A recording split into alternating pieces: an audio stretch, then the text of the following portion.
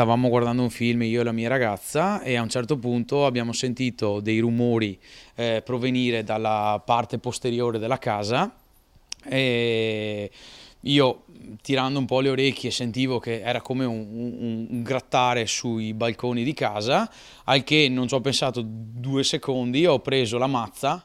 Ecco la mazza da baseball con cui quest'uomo di Roncade, che non vuole essere riconosciuto, si è lanciato alla rincorsa dei malviventi che, poco dopo le 7 di sera, hanno tentato di entrare nella sua abitazione attraverso questa finestra. Il giovane non ci ha pensato 2 volte e ha subito affrontato i ladri. Sono uscito dal garage, appena girato l'angolo c'erano 2 persone con un levarino che facevano leva sul balcone di casa e cercavano di entrare. Ne seguono scene da Far West, il faccia a faccia è teso, veloce, il roncadese brandisce la mazza e li rincorre. Li ho scoperti, mi hanno visto, li ho rincorsi per un pezzo di giardino con la mazza in mano, loro hanno scavalcato la rete, appena di là della rete mi hanno detto con accento dell'est, adesso non so identificare, e comunque mi hanno detto è meglio che torni in casa.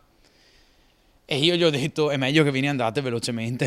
Impossibile però riconoscerli, l'uomo non ha con sé una torcia e poco prima i malviventi hanno strappato i fili dei faretti esterni, forse pensavano di agire indisturbati. Restano sequenze ad alta tensione vissute poco prima di cena in una zona poco fuori dal centro. In quei momenti non pensi a niente, pensi solo che stanno violando la tua proprietà, stanno mettendo le mani su qualcosa che non devono toccare.